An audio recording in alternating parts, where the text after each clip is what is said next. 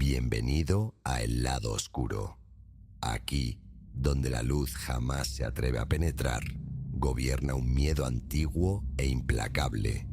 Este rincón prohibido del universo oculta relatos que penetran en los rincones más oscuros del alma humana, revelando horrores indescriptibles que te arrastrarán lentamente hacia la locura. Cada historia narrada en este lugar maldito resonará en tus pensamientos mucho después de que termine la noche, convirtiéndose en tu eterna compañía. Escucha con cuidado, porque el lado oscuro te está esperando pacientemente para devorarte.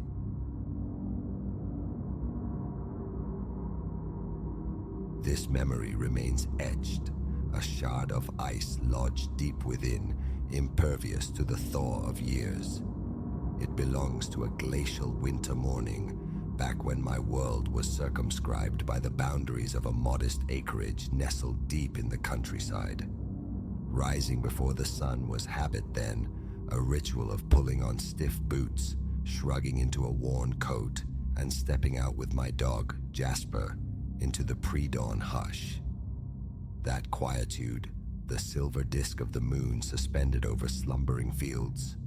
It felt elemental, necessary, until the morning that forever tainted the sanctity of those nascent hours. I recall the air's sharp bite, each exhalation a fleeting ghost dissolving before my eyes. As we traced the perimeter of our land, the sun lingered below the horizon, painting the sky in strokes of deepest indigo. Beneath my boots, the earth was hard frozen. The sense of damp soil and lingering dew hung heavy in the stillness. Jasper trotted alongside, his nose mapping the terrain, pausing intermittently, a sentinel scanning his domain. He always forged slightly ahead, ears pricked, imbued with a silent purpose. The fields lay wrapped in profound silence, save for the distant tentative calls of birds stirring from their roosts. We arrived at the dilapidated fence marking the transition from our track to a dense knot of brush and timber. Familiar territory, this threshold. A few planks hung loose, offering easy passage onto a slender trail threading through the thicket.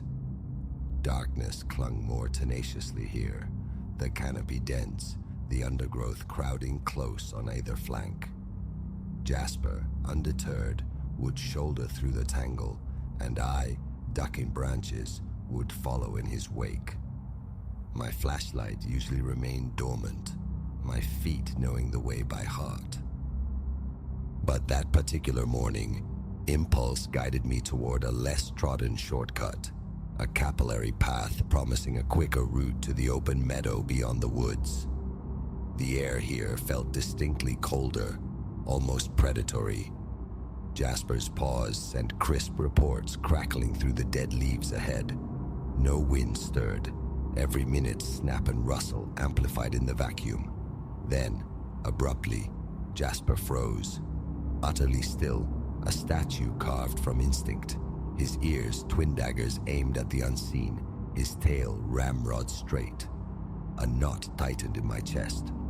I slowed, straining my ears against the silence. Nothing, not a whisper. My pulse began a frantic drumming against my ribs, a rhythm I tried to dismiss. "What is it, boy?" I murmured, the sound swallowed by the gloom. No bark, no growl, just that taut, expectant stillness. Hesitantly, I advanced, my gaze sweeping the impenetrable dark. Futile. Reluctantly, I thumbed the switch on my flashlight. Its beam sliced through the Stygian air, illuminating the narrow track ahead. A mosaic of branches, leaf litter, patches of seared grass. Then, a flicker of motion to my left, low behind a skeletal bush. A dark mass, hunched, indistinct. A feral dog, perhaps, or a coyote, though they rarely ventured so close. The angle was poor, the shape elusive. Jasper emitted a low, distressed whine, pressing his flank hard against my leg. The muscles in my arms went rigid. Adrenaline surged, hammering my heart against my ribs.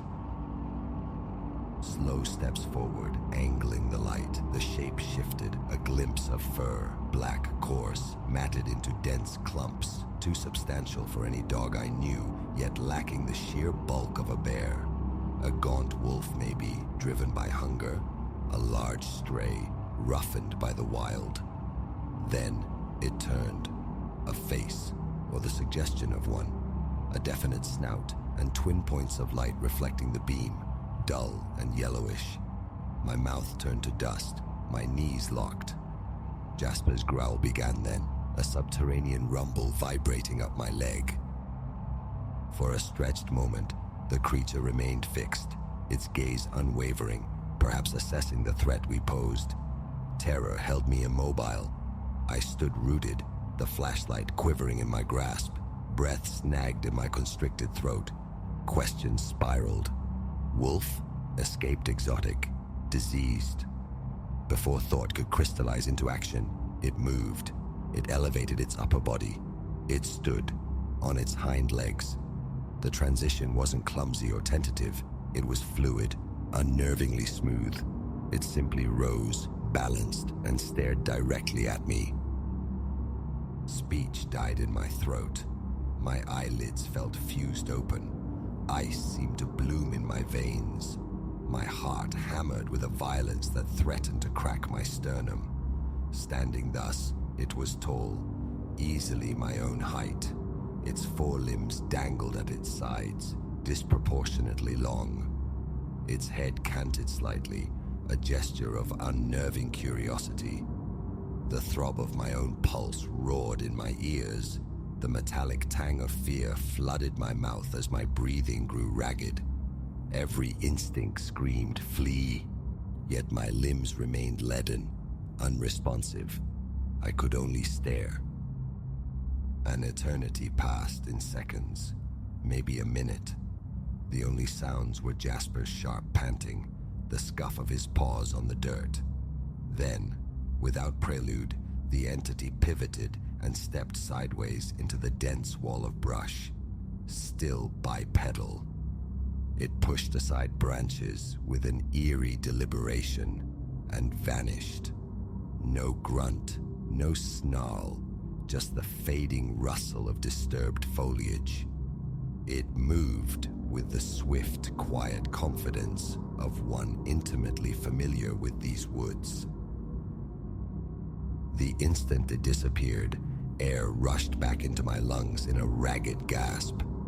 I realized I'd been holding my breath, my entire frame rigid as stone. Sweat beaded on my forehead, cold despite the frigid air. Jasper erupted in a volley of short, sharp barks that ricocheted through the trees. The sound jolted me from my paralysis. My hand, trembling violently, fumbled for his collar, the flashlight nearly slipping from my grasp. Get out. Back to the house. Now. A hollow sickness churned in my stomach. My feet obeyed, heavy, reluctant. I turned, half dragging Jasper, who continued his frantic barking. A gentle tug on his collar urged silence. Attracting further attention felt profoundly unwise. My mind compulsively replayed the scene. The matted fur, the impossible posture, the way it stood. Each flashback sent a fresh jolt through my system. I fought the urge to scan the trees, imagining that figure behind every trunk, watching, poised. My chest constricted. Breath came short. I forced my focus onto the path immediately ahead. The return journey felt immeasurably longer, the woods deeper, more menacing. The flashlight beam seemed feeble, as if the batteries were draining, though I knew it was only fear dimming my perception. Jasper eventually fell silent, but remained plastered to my side, glancing nervously about, tail clamped low. I resisted the urge to run, telling myself a steady pace was safer, less chance of tripping, of succumbing to outright panic. Inside, though, a primal need to sprint clawed at me. Finally, through the skeletal trees, the familiar silhouette of the fence emerged. A wave of profound relief washed over me. I hurried to the loose plank, shoved it aside, and stumbled through. Jasper scrambled after me, tail still tucked tight. The open fields on our side felt fundamentally safer, the trees fewer, the distant outline of the house a beacon. The sky had begun to pale, softening to a washed-out gray. Soon, sunrise would impose a semblance of normalcy. But at that moment, the fear clung like a shroud. I walked swiftly, casting frequent glances over my shoulder. Nothing but a few crows lifting from a faraway post. The air carried the clean scent of frosted grass, a damp chill seeping into my jacket.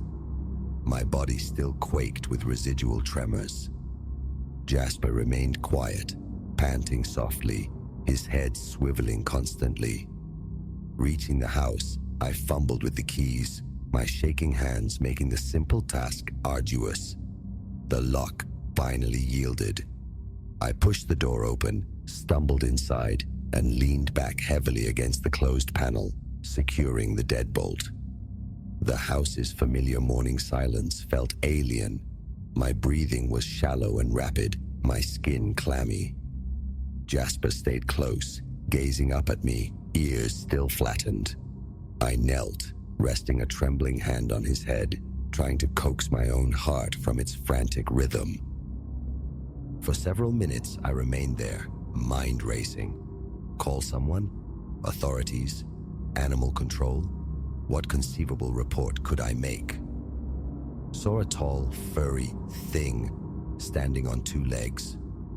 Disbelief, perhaps ridicule, seemed the most likely response. Maybe a perfunctory search, maybe nothing. Explaining it without sounding unhinged felt impossible. My mouth was parched, my throat tight. A bone-deep exhaustion settled over me. Rising stiffly, I shed my boots and moved to the kitchen. Water, gulped down, did little to steady me. My thoughts kept looping back to that creature rising, those eyes catching the light. Each recollection sent a fresh wave of nausea through me. Another deep breath. Leaning against the counter, I tried to impose order on my chaotic thoughts. A trick of the light, a deformed animal. Had fear magnified its size, distorted its posture, but the visceral certainty remained. The wrongness of it, the unnatural grace. I methodically checked every door, every window, engaging locks even against the burgeoning daylight. I drew the blinds, needing a barrier against the imagined scrutiny from outside. Jasper shadowed my movements, room to room, a furry barometer of my own unease. Finally, I sank onto the living room sofa. Jasper pressed close and stared blankly at the wall. Eventually, the sun crested the horizon. Strips of light infiltrated the blinds, lending the house a less spectral air. I risked a peek outside. The fields looked unchanged, mundane under a clear sky blushing faintly at the edge of the world. Ordinarily, I cherished that dawn light. That day, it felt dissonant, mocking. My gaze kept straying to the tall grass, half expecting to see a dark silhouette moving within it. Hours passed in that state, replaying the encounter endlessly. A part of me, the ingrained curiosity about the land, yearned to go back, search for tracks, seek tangible proof that I wasn't losing my mind. Yet, a deeper, more primal part recoiled, terrified of finding confirmation, terrified of another encounter. I forced myself into the motions of the day, feeding Jasper, tending to minor ranch duties. But my focus was shattered. Every unexpected sound, leaves skittering, a branch snapping, made me flinch. Jasper mirrored my anxiety, sticking close, his usual explorations abandoned, ears perpetually half-cocked, listening. The thought of confiding in a neighbor flickered and died. The desire for shared experience warred with the fear of judgment, the reluctance to become the local eccentric with his tale of a monster in the woods. Around here, strange stories were often told, but usually dismissed as folklore or exaggeration. I wasn't ready for that label. Days bled into weeks, routine slowly reasserting its grip. Jasper and I still walked, but never again down that shortcut. Never again into the deep woods before full daylight. We kept to the open spaces, under the broad, watchful eye of the sun. I feigned normalcy, yet a heightened vigilance remained. A distant howl, an unfamiliar bark. These sounds could still freeze me in place. I never saw the creature again. Sometimes, gazing at the dark, unwavering line of trees on the horizon, I wonder if it watches from within their depths, or if it simply moved on. I no longer venture into the dense thickets alone, especially not in the liminal hours of dawn. And the story remains unspoken, locked away. I lack even a name for what I saw. Time has passed, yet the image is undimmed. The texture of that rough, dark fur, the impossible upright stance, the unsettling intensity in those yellow-lit eyes. It moved without the predictable patterns of wildlife.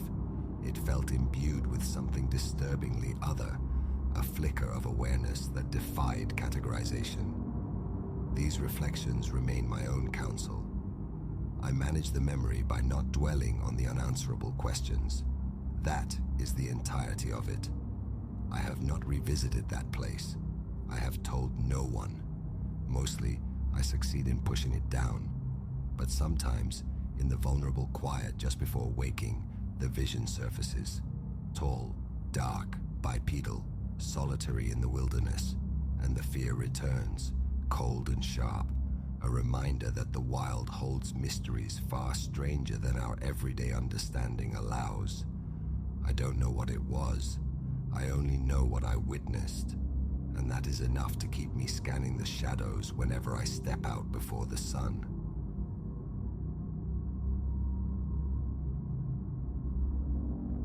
Amber light gilded the stone flanks of the cottage, its thatched crown sinking into twilight, the very picture of rustic solace we'd chased. Yet, as my fingers wrestled with the burnished brass key, an incongruous tremor traced my spine, a certainty colder than the evening air. Unseen eyes tracked us from the diamond panes of the leaded windows. "Papa, hurry, my room." Clara, my little spark, vibrated at my elbow, her eagerness a momentary antidote to the creeping dread. A strange smile cracked my lips as the lock finally yielded, groaning open the heavy plank door. A miasma of dormancy, stale air, dust, forgotten years enveloped us. Maeve's nose crinkled, but her voice was a determinedly bright counterpoint. "Just needs the windows thrown wide, wouldn't you say?" I nodded, striving for her buoyancy. Years of scrimping, dreaming of this exodus from the city's clamor, of giving Clara earth beneath her feet instead of pavement. This was meant to be sanctuary. That first evening unfolded to a symphony of settling timbers, the ancient structure groaning its complaints against the quiet. Nerves stretched taut, I labeled each creak, each sigh of wood, as the natural respiration of age, until, sharp as a gunshot in the stillness, a door thudded shut on the floor above, while the three of us stood clustered in the kitchen's pale light. "I'll investigate," I offered, the words attempting a steadiness my pulse denied. Maeve's gaze held a flicker of shared apprehension. The narrow stairs climbed into deepening obscurity. Twilight bled weakly through the high, small windows, leaving the upper landing draped in shadow. Hand trailing the uneven, cool plaster, I advanced. The door designated for Clara hung open a mere sliver. I nudged it wider. Vacant, precisely as we'd left it. Yet, turning, a detail arrested me. There, stark against the film of dust layering the sill, lay the imprint of a hand, impossibly delicate, unmistakably child-sized, and belonging to none of us. A frantic drumming began in my chest. I retreated, hastening downstairs, the secret locked behind my teeth. Why burden Maeve? Why frighten Clara on this inaugural night? There has to be an explanation.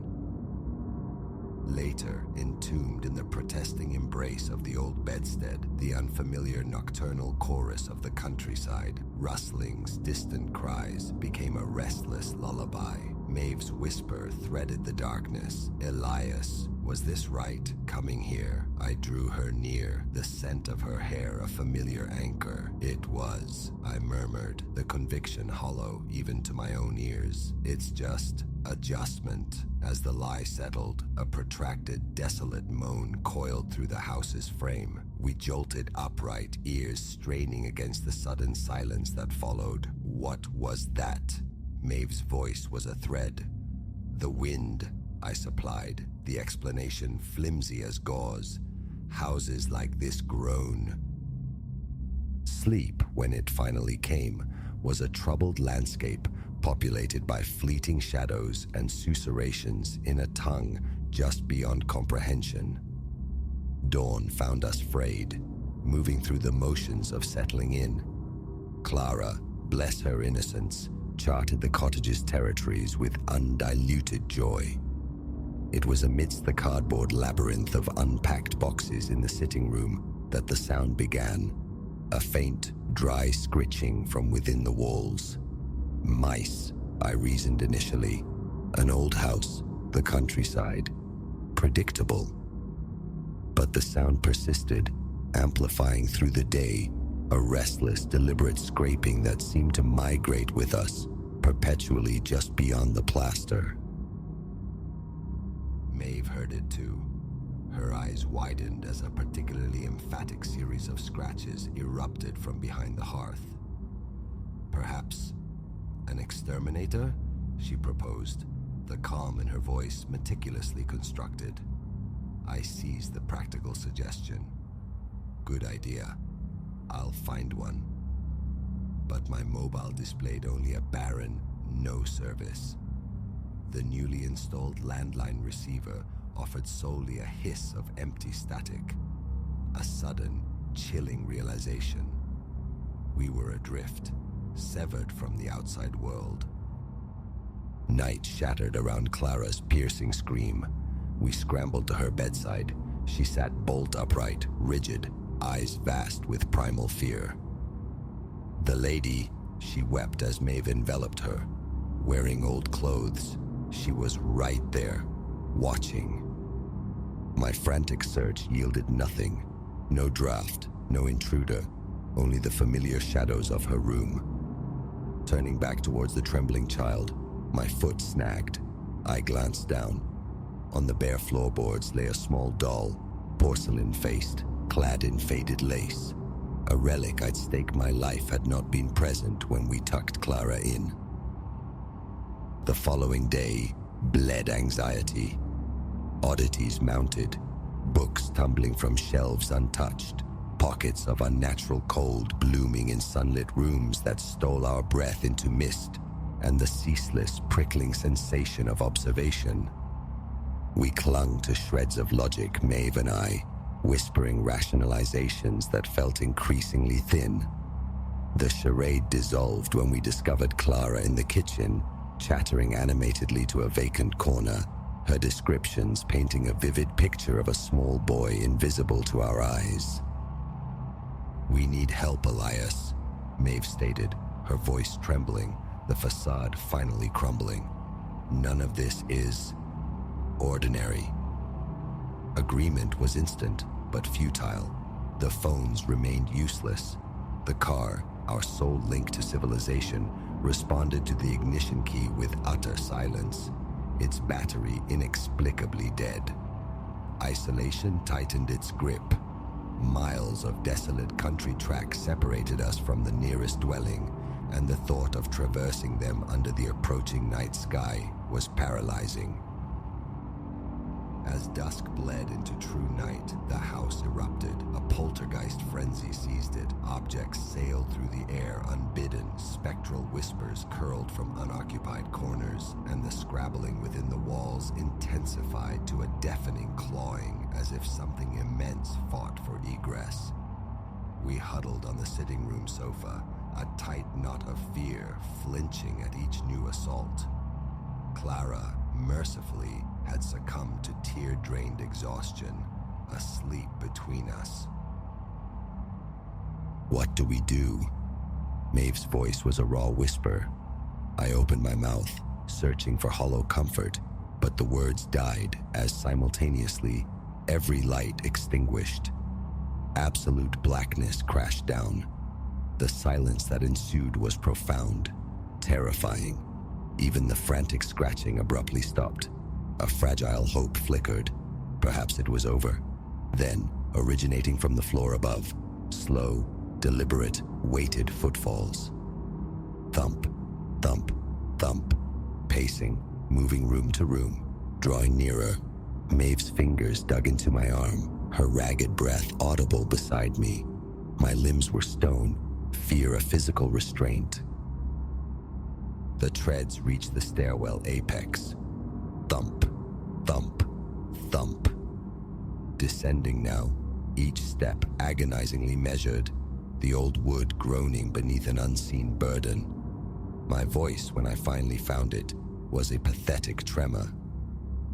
"Who is there?" The footfalls ceased. A pregnant stillness hung in the void. Then, from the impenetrable dark at the foot of the stairs, a voice rasped, ancient, fractured, steeped in resentment. "This is our home." A pause, laden with menace. "And you are intruders." Instantly, a sibilant chorus erupted all around us, dozens of voices weaving the same chilling refrain. Intruders. Intruders. Not welcome here. Clara bolted awake, her shriek swallowed by the rising pandemonium. Furniture shuddered violently, portraits launched themselves from the walls, and an arctic gale smelling of earth and decay tore through the room from no discernible source. In that maelstrom of terror, instinct finally broke fear's paralysis. I snatched Clara into my arms, seized Maeve's hand, a lifeline in the chaos, and lunged for the door. We spilled out into the mercifully cool, silent night. We didn't pause, didn't look back, until we stumbled onto the empty ribbon of the road, lungs burning, hearts hammering. I risked a glance towards the cottage. It stood inert under the moon, deceptively tranquil, just stone and thatch silhouetted against the stars. But framed in an upper window, stark against the darkness within, stood a shape, feminine, draped in antiquated fabric. Her face, pale in the gloom, twisted into a smile of pure spite. As I watched, frozen, she lifted a hand in a slow, deliberate wave, a gesture of mocking dismissal. Then the window was void once more.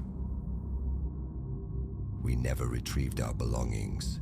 We walked until dawn found us at the edge of the nearest town, refugees from a dream turned nightmare. We left the cottage to its spectral occupants, abandoning our hopes with our possessions. Yet, sometimes, in the deepest hours, the whispers return on the edge of hearing. The sensation of being watched prickles my skin. Did we escape entirely? Or did a fragment of us remain snared within those walls, perpetual intruders in a house that never wanted us?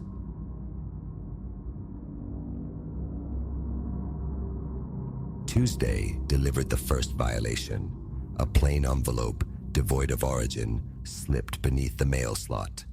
Inside, a single, stark Polaroid captured me lost in sleep, vulnerable within the very bed I occupied. In that instant, the illusion shattered. The house I guarded wasn't vacant. Eyes unseen were returning my gaze. House-sitting, a venture I'd envisioned as benign, even restorative. It promised refuge from my suffocating city warren, a balm of countryside quietude. My university acquaintance, Simon, burdened by the inheritance of this sprawling, shadow-laden Victorian pile from his grandmother, needed a caretaker during the estate's protracted settlement. "It's perfect for you, Elara," Simon had urged, pressing the cold keys into my palm. Absolute solitude, staggering views. Might even birth that novel you're always threatening to write. The prospect beckoned. A month ensconced in rural splendor, liberated for writing and repose. A perceived paradise. The initial week unfolded as idyllically as promised. A rhythm established itself. Mornings dedicated to weaving words, afternoons lost exploring the estate's rambling acreage, evenings spent cocooned fireside with yellowed paperbacks. The house itself possessed a certain aged personality, floors that groaned underfoot like old men, doors resisting their frames, windows that chattered nervously against the wind. These eccentricities, I thought, were merely threads in its antique charm. Night 8 introduced dissonance. A muffled thump resonated from the upper floor, the distinct sound of an object overturned. I stilled, the book sliding forgotten from my lap, ears straining against the profound quiet. Silence stretched, taut and heavy. Then, undeniably, footfalls traced a path overhead. My pulse surged, a frantic drum against my ribs. Solitude was the promise. I was meant to be the sole occupant. Simon had sworn no duplicate keys existed, that this vast space was mine alone for the duration. The fireplace poker, heavy and cold, became my reluctant weapon. I crept towards the grand staircase, each step releasing a betraying creak, amplified monstrously in the stillness. "Hello?" My voice, a thin tremor attempting steadiness. "Is anyone up there?" Only the house's oppressive hush answered. Ascending slowly, poker gripped tight in slick palms, I paused at the landing, listening intently. Nothing stirred. Methodically, I moved through the upper rooms, flipping switches that bathed spaces in sudden, stark light, peering beneath beds, wrenching open wardrobes. All remained undisturbed, precisely as I'd left it. A nervous laugh escaped me. Foolishness washed over. Just the old structure settling, I rationalized. Ancient timbers groan, foundations shift. An overactive imagination, surely. Yet, burrowing back into bed, a persistent disquiet lingered. A conviction that my solitude was a fragile fiction. The subsequent days passed without overt incident. I plunged into my manuscript, attempting to outrun the unease that had taken root. But the house's every sigh and settling groan snagged my attention. I developed a habit of glancing over my shoulder, scanning empty doorways. Then the photograph arrived. I discovered the envelope wedged beneath the front door during my morning mail retrieval. No postage, no sender, just my name, Elara, scrawled in a jagged hand across the cheap paper. Inside lay the Polaroid, dim, grainy, yet brutally clear.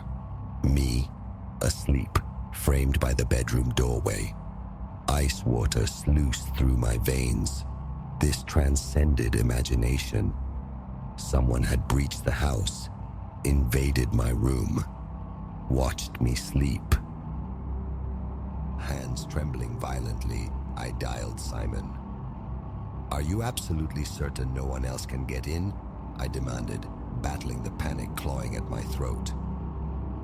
100%, Simon insisted from afar. Gran went full fortress mode in her last years, changed every lock. I hold the only set, Alara, and you have them. His certainty warred with the chilling evidence clutched in my hand. That night became a ritual of paranoia. Every door bolted, every window sash meticulously secured.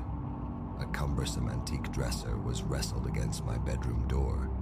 The poker lay beside my pillow. Sleep, however, remained elusive, a shallow, fractured thing. Each creak, each settling sigh of the old house morphed into a potential threat. Shadows writhed with imagined menace. I drifted in and out of consciousness, jolted awake by the slightest sound. Morning brought another envelope.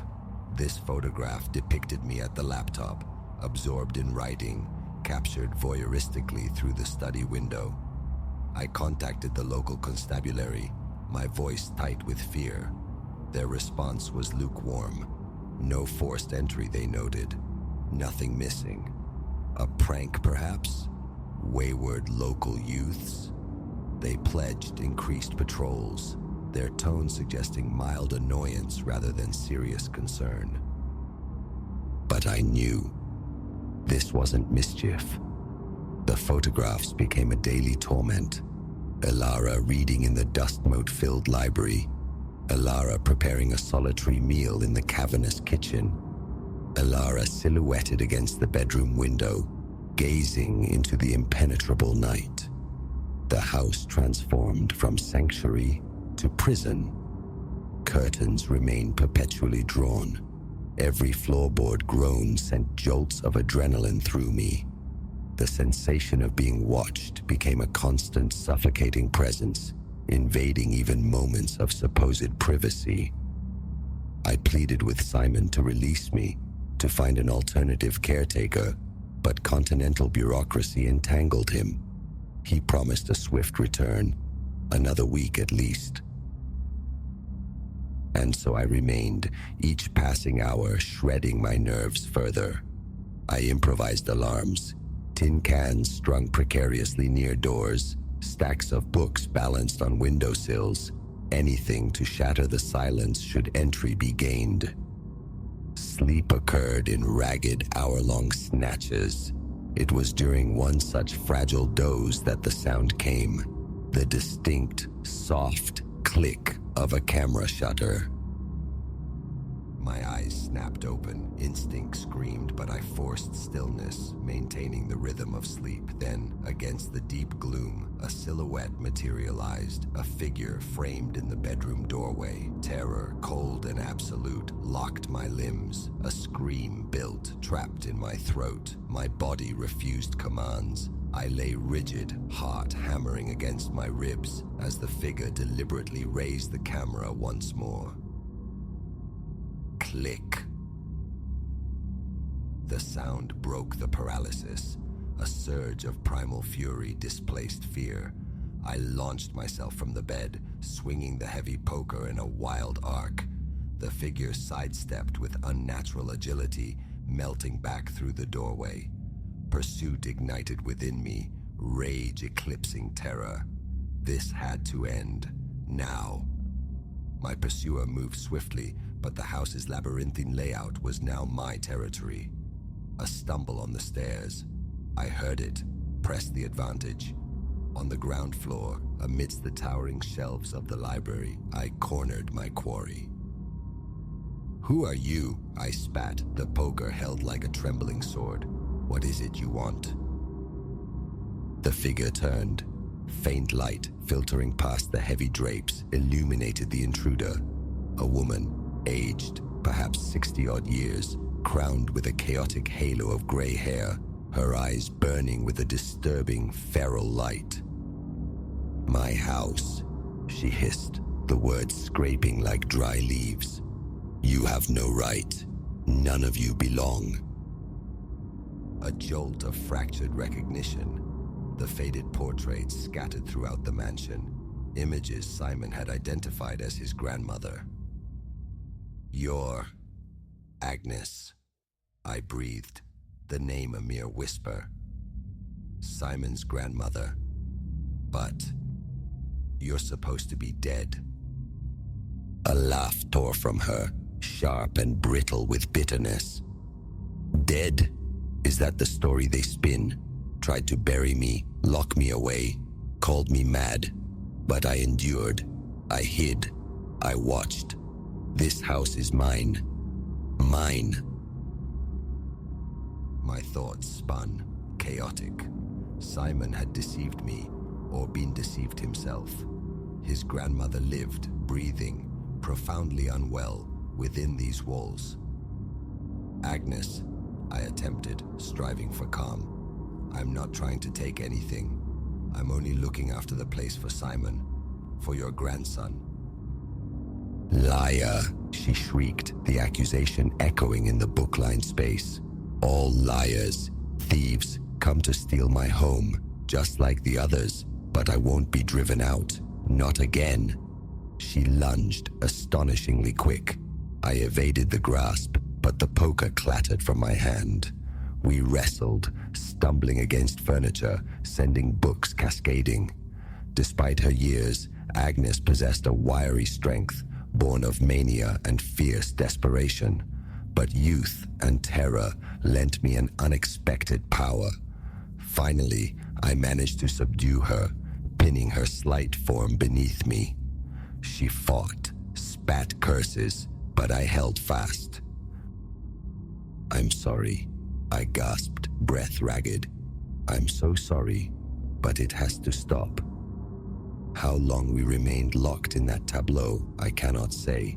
Me restraining her struggles, her voice cycling through venomous threats and fractured pleas. Eventually, sheer exhaustion claimed her, and she subsided into a ragged, twitching sleep. My own hands shook uncontrollably as I dialed the police, then Simon. The ensuing hours dissolved into a disorienting haze of flashing lights, official questions, paramedics. Agnes was conveyed away, still fiercely proclaiming ownership of the house. Simon arrived, his face a mask of shock and profound guilt. "Ilara, I'm so sorry," he repeated endlessly. "I had no idea. We thought." The nursing home reported she'd passed peacefully. We held a service. Fragments of the truth surfaced. Agnes, diagnosed with severe paranoid delusions, institutionalized. She had somehow orchestrated her own death, vanishing from the facility, returning to the only sanctuary she knew. She'd existed within the house's hidden arteries, crawl spaces, forgotten rooms Simon never knew existed, observing, waiting. I departed that same day, the house's shadows clinging to me. Simon's offers of compensation, his torrent of apologies, felt distant, irrelevant. Escape was the only imperative. Years have passed, yet the nights sometimes bring back the dread. Dreams saturated with the feeling of unseen eyes, peripheral flickers of movement where none should be. I never accepted another house-sitting job, never again willingly embraced solitude in an unfamiliar place. For I learned that true terror isn't always conjured from darkness or imagination. Sometimes the monster is already inside, residing patiently within the perceived safety of the walls, watching, waiting.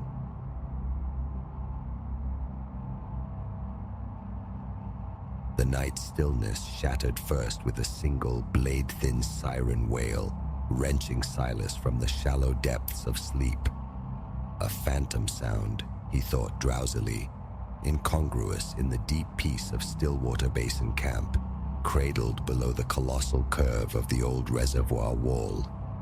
But the cry intensified, breeding echoes, a dissonant chorus climbing toward sheer panic, and the dream dissolved into stark, chilling awareness. This was no illusion. This was the unfolding of a long-feared catastrophe. He'd sought refuge here at Stillwater Basin only 3 days prior, chasing quietude after a month that had frayed his nerves raw. The panorama from his campsite, the vast man-made lake shimmering under the stoic gaze of the hydroelectric giant, had promised serenity.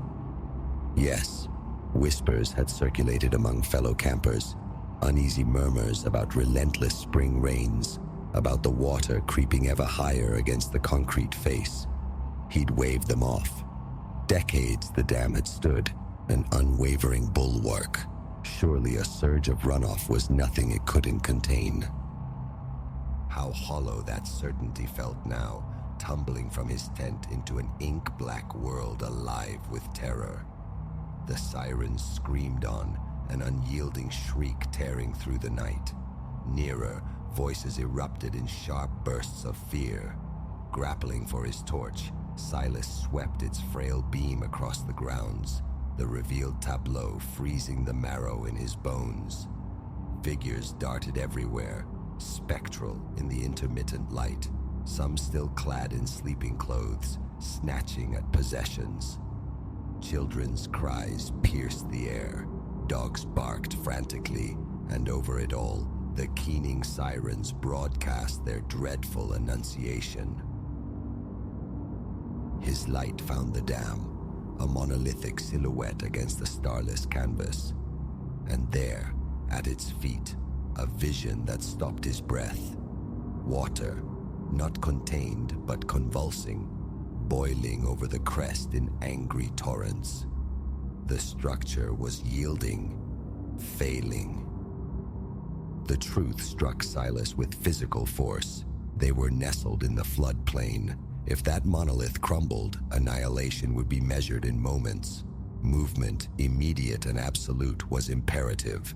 Adrenaline ignited his limbs. He lunged back into the tent, his hands working by feel, stuffing essentials into his pack. Phone, wallet, a single water bottle. No time remained for sentiment or surplus. Emerging again, he almost barreled into Abram, the quiet elderly man from the adjacent site with whom he'd shared coffee just that morning. "Higher ground," Abram yelled, his voice strained against the escalating din, his eyes vast with primal fear. "A path climbs the ridge behind the camp. Our only way." Silas nodded, wordlessly falling in beside the older man, their running feet pounding the soft earth.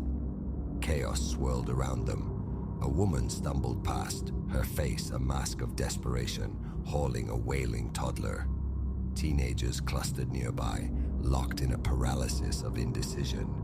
And woven through the human panic, the siren's ceaseless lament was now joined by a deeper, more guttural sound, the tectonic lament of concrete under impossible duress. The trail Abram spoke of was scarcely more than a rumor worn into the hillside by deer, swallowed by darkness beyond the torch's limited reach. They clawed their way upward, the ground pitching unpredictably, strewn with loose stones and grasping roots. Behind them, Silas heard the ragged gasps and muffled cries of others, following their desperate lead into the black woods. Perhaps 5 minutes they'd climbed, maybe less, when a concussion like concentrated thunder ripped through the air. It dwarfed the sirens, silenced the shouts. Abram and Silas froze, instinctively turning back toward the doomed basin. Through the gloom, illuminated by a sliver of moon breaking through cloud, Silas saw it. A vast section of the dam's heart imploding.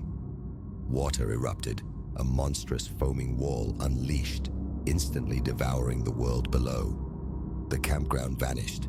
Tents, vehicles, lives, swept away like insignificant toys. "Run!" Abram's voice was a raw command, jolting Silas from his horrified trance. "Run now, or we join them." They surged upward again, desperation lending them inhuman strength, scrabbling at the incline, hauling themselves skyward using roots, branches, anything that offered purchase. The water's roar escalated exponentially, a physical presence that vibrated through the earth, swallowing all other sound. The very hill seemed to tremble. Somewhere below and behind, a scream was abruptly choked off. Silas didn't look back. He couldn't. His entire existence narrowed to the few feet illuminated by his wavering light. The next handhold, the frantic pump of his legs. Lungs burned, muscles screamed, yet he pushed onward. To falter was death. Time lost all meaning in the ascent. Minutes blurred into an eternity defined only by the scrape of bark on skin, the searing agony in his thighs, and the omnipresent, terrifying thunder of the deluge at their heels. Then, blessedly, the punishing slope began to relent. They stumbled onto a small plateau, high above the vanished campground. Silas collapsed, his body racked with violent tremors, gulping air like a drowning man. As the frantic drumming in his chest subsided, he registered the others. A scattering of souls had made the climb, perhaps 24 huddled figures etched against the pre-dawn gloom. Some wept quietly, others stared into the abyss, their faces blank with shock. Abram stood near the precipice, gazing downward. Silas crawled stiffly to his side, a cold dread knotting his stomach, yet needing to witness the aftermath. What lay below would forever be seared into his memory. Where Stillwater Basin had been, a vast, turbulent expanse of churning brown water stretched to the horizon, littered with the splintered debris of the former world. Skeletal trees jutted from the flood at grotesque angles. Occasionally, metal glinted as the current toyed with the remnants of vehicles. Of the dam, nothing remained visible. The Titan had been utterly consumed by the force it was built to master. Dawn painted the eastern sky in bruised hues, revealing the cataclysm's true scale. The valley was transformed into an immense, muddy inland sea. Here and there, rooftops breached the surface, lonely islands that were once farmhouses, barns, legacies drowned in an instant. And adrift on the water, grim shapes bobbed, stark evidence of the night's toll, sights Silas forced his eyes away from, yet could not fully unsee. They waited on that windswept outcrop for hours, numb witnesses as helicopters eventually pierced the gray morning, their searchlights methodically sweeping the drowned landscape. Rescue crews finally reached them, bringing blankets, water, the promise of extraction. Being hoisted into the swaying rescue basket, ascending toward the chopper's thrumming belly, Silas cast one final look down. The dam, bastion of permanence just days before, was gone. In its place lay a raw testament to nature's terrible, indifferent power, a brutal lesson in the profound fragility of all human constructs, all perceived security. In the ensuing days, fragments of the story coalesced. Neglect, compounded by the relentless rains pushing the aged structure past its breaking point, had led to the catastrophic failure. The floodwaters claimed scores of lives, erased livelihoods, carved billions from the landscape. Investigations commenced, blame was assigned, vows of future vigilance were solemnly sworn. But for those who had clawed their way up that dark hillside with the roar of oblivion snapping at their heels, no report, no promise could ever dilute the visceral memory. The shriek of the sirens, the water's deafening voice, the desperate scramble for purchase on a trembling earth, these became indelible scars, constant reminders of life's precariousness and its stubborn tenacity. Years now separate Silas from that night, yet sleep sometimes remains elusive. He'll wake suddenly, heart hammering, straining against the silence, certain he hears the distant wail of flood warnings. In those dark hours, breathing slowly, deliberately, he thinks of Abram, of the other faces glimpsed on that plateau. Do they too carry the weight? Does the world look different to them now, its beauty sharpened by the constant awareness of its potential fury, each sunrise a more precious gift? He remembers the names he later read, the faces in newsprint, souls extinguished in the deluge. He pictures the futures unwritten, and he reaffirms the vow made countless times in the quiet aftermath, to live with intention, to cherish the feel of solid ground, the blessing of an uneventful night. Because Stillwater Basin taught him the ultimate truth, everything can be unmade in a heartbeat. And when the unmaking comes, all that remains is to run, to climb, and to pray for the dawn.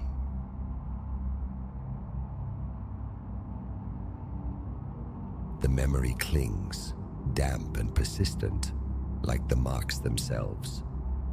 Late afternoon light bled thinly through the grimy basement window, staining the air a bruised twilight hue. Hours I'd spent wrestling with cardboard sarcophagi, stuffed with forgotten lives, stirring clouds of ancient dust that clung to my throat like felt. The air tasted of mildew and resignation. I was slumped against the cool stone wall, thumbs pressed into aching eye sockets, when the impossibility registered. Dark, moist impressions adhering inexplicably to the heavy ceiling joists overhead. Inverted tracks, slick against the desiccated wood, as though something sodden had traversed the rafters upside down. A tremor ran through me, sharp and unwelcome. I snapped upright, blinking furiously, willing the dimness to resolve into familiar shadows, into water stains, anything mundane. Yet the prints endured, gleaming faintly, their outlines blurred, alive with a cold wetness. My neck protested the unnatural angle, vertebrae grinding as I stared. Silence pressed in, thick and suffocating, broken only by the frantic drumbeat behind my ears. This pile of brick and memory had belonged to our family for generations, though years had passed since I'd last crossed its threshold, trading its echoing emptiness for a shoebox apartment humming with city static. Uncle Rowan's request had summoned me back, his bones too brittle now, the house needing purging before its final sale. I'd never found solace within these walls. They felt too vast, too watchful, each corner hoarding secrets better left undisturbed. The cellar, especially, had always radiated a peculiar disquiet, but never had I conceived of this. Hesitantly, my worn boots scuffing the concrete canvas, I edged closer. A peculiar scent teased the air, acrid and mineralic, the smell of wet rock deep underground. Now, directly beneath them, the shapes resolved. Not quite footprints, more like elongated ovals, the toes angled unnervingly inward. A distinct chill radiated downward. My hand, trembling betrayingly, reached up to touch the darkest mark on the rough-hewn beam. My fingertips recoiled, slick with an icy dew. A shiver cascaded down my spine, cold and absolute. I retreated, careful not to disturb the scene further. Only I occupied this subterranean space. The heavy door at the stairhead was bolted fast from within. No entry, no exit unaccounted for. How then, these ceiling-bound stains? Logic fractured against the reality of them. My gaze swept the cavernous room, stacked boxes, a skeletal dresser, forsaken tools, and leaning against the far wall like a discarded portal, the tall, imposing looking glass. Its frame, a riot of tarnished, swirling flora, was as old as the house itself. I recalled it from childhood visits, perpetually shrouded, relegated to shadows. Now unveiled, it captured the feeble glow of the bare bulb overhead, throwing back a warped image of myself, fragmented by age spots and fine cracks in the silvering. And for an instant, behind my reflection, a flicker, like heat haze or water disturbed. I spun around. Nothing. Only the silent, glistening prints overhead. Sleep offered little refuge that night. The unfamiliar mattress in the upstairs guest room felt filled with stones.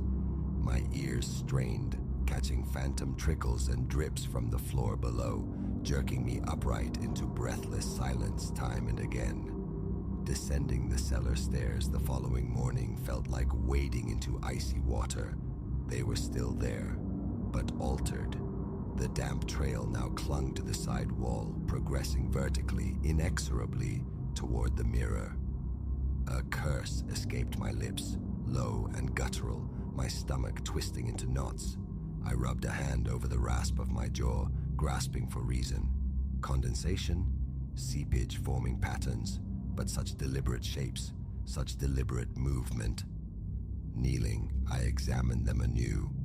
Still damp, still emanating that unnatural cold, still leading the eye compellingly towards the glass. Days bled together in a routine of strained normalcy. I hauled boxes, sorted yellowed documents, consolidated furniture destined for auction. Yet the cellar exerted a magnetic pull. Each morning brought a fresh configuration of the aqueous tracks, tracing beams, traversing the opposite wall, once looping in a dizzying spiral that made my vision swim. Always fresh, always glistening, always accompanied by that faint, stony odor. And always, the mirror drew my focus. I began to notice discrepancies in my reflection. A gesture lagging a fraction of a second behind my own, the angle subtly wrong, as if the reality captured within the frame operated on slightly different laws. On the fourth day, resolve hardening, I staged an intervention. A thick sheet of industrial plastic was procured, draped carefully over the mirror's face. For good measure, I hammered a rusty nail into a nearby beam and hung a heavy, dust-choked patchwork quilt over the plastic shroud. Then, sweeping the concrete floor with vigorous strokes, raising a fog of disturbed particles, I tried to banish the clammy unease prickling my skin. Locking the cellar door firmly behind me, I drove into town, errands providing a flimsy shield of purpose. Surely, this would break the spell. Returning as dusk thickened, however, I found the plastic and quilt violently discarded, heaped in a corner like shed skin. The footprints had reappeared on the ceiling, arranged now in a frantic, zigzagging path, suggesting frustration. My breath hitched. Blood pounded in my ears, a deafening roar. Flicking the light switch off and on yielded nothing. The mirror stood exposed, reflecting my rigid form at the foot of the stairs, my brow slick with cold sweat. Flight screamed through every nerve ending. Leave. Just walk away. Bolt the door. Forget Uncle Rowan. Forget the sale. But the need for the money tethered me, as did the frayed thread of my promise. And beneath the fear, a perverse curiosity gnawed, a desperate compulsion to comprehend. Perhaps it was communication, these impossible hieroglyphs etched in moisture. A code? A warning? I began to observe them with obsessive intensity. Daily rearrangements formed patterns I couldn't decipher. Arrows pointing insistently toward the mirror, swirling curves that induced vertigo. I tried sketching their positions, my hand shaking too badly to capture the ephemeral shapes accurately, my breath catching, the unnerving prickle at the nape of my neck intensifying, the distinct sensation of being watched. "What is it you want?" I breathed into the heavy silence one evening, my voice a ragged whisper. The prince remained static, dark smudges gleaming on a crossbeam. Drawn despite myself, I approached the mirror, heart hammering against my ribs. "Is anyone there?" My reflection mimicked my pallor, my tension. No answer. But as I turned away, a peripheral shimmer caught my eye, a minute distortion, as if the image in the glass had shifted, settling back into place a heartbeat after I moved. By week's end, exhaustion had settled deep in my bones. A persistent throb pulsed behind my eyes. My mouth held the metallic tang of fear. Every creak of the ancient house sent jolts through my system. I avoided the cellar, yet felt perpetually drawn back to its threshold. During one particularly fraught afternoon, I resolved to inspect the mirror's backing. Wrestling its considerable weight away from the wall revealed something taped to the age-darkened wood. A photograph, sepia-toned and faded. It depicted a figure standing in this very cellar, holding aloft an old-fashioned lantern. The face was indistinct, blurred by time or movement. But behind him, unmistakable on the stone walls, were faint, damp impressions. Footprints, decades old at least. A wave of nausea washed over me. The patterns, the chill, the impossible tracks, they weren't new. Someone else had known. The mirror. It had to be the nexus. A portal? A window into some inverted dimension where gravity played by different rules, where unseen things crept. That night, armed with a heavy flashlight, I descended once more. The footprints formed a chilling circlet directly overhead. My pulse hammered violently. Dizziness threatened. I stared into my own reflected eyes, slowly raising a hand. The mirrored hand rose in tandem. Leaning closer, my breath misted the cold surface. The mineral scent intensified, sharp and frigid. My throat constricted. I reached out, touching the glass. It felt colder than it should, unnaturally so. Pressing gently, I encountered a peculiar resistance. Not solid, but viscous, like pushing through dense, unseen jelly. Abruptly, the prints above me seemed to brighten, their edges weeping distinct droplets that fell, icy cold, onto my shoulder. I flinched back, swiping at my neck with a shaking hand. Had I provoked it? The flashlight beam flickered erratically. My legs trembled uncontrollably, sweat tracing cold paths down my spine. "Stop," I pleaded, the word barely audible. "Please, just stop." The prints remained, silent witnesses. Steeling myself, I looked into the mirror again. Something was wrong. Deeply wrong. My reflection's eyes seemed darker, sunken, shadowed from within. The set of my mouth subtly altered, skewed into something not quite mine. I blinked hard. The reflection blinked too, but fractionally delayed. A sickening lurch in my gut sent me stumbling backward, colliding with a stack of forgotten ledgers. Get out. Now. Call someone. But who? Who would believe this slow descent into madness? No crime committed, nothing broken but my own sanity. A desperate resolve flared. Snatching the discarded quilt from the floor, I advanced on the mirror, my hands trembling so fiercely I could barely grip the fabric. Cover it, drag it out, banish it. But as I reached forward, something like an ice-cold finger brushed against my forearm. A strangled gasp escaped me.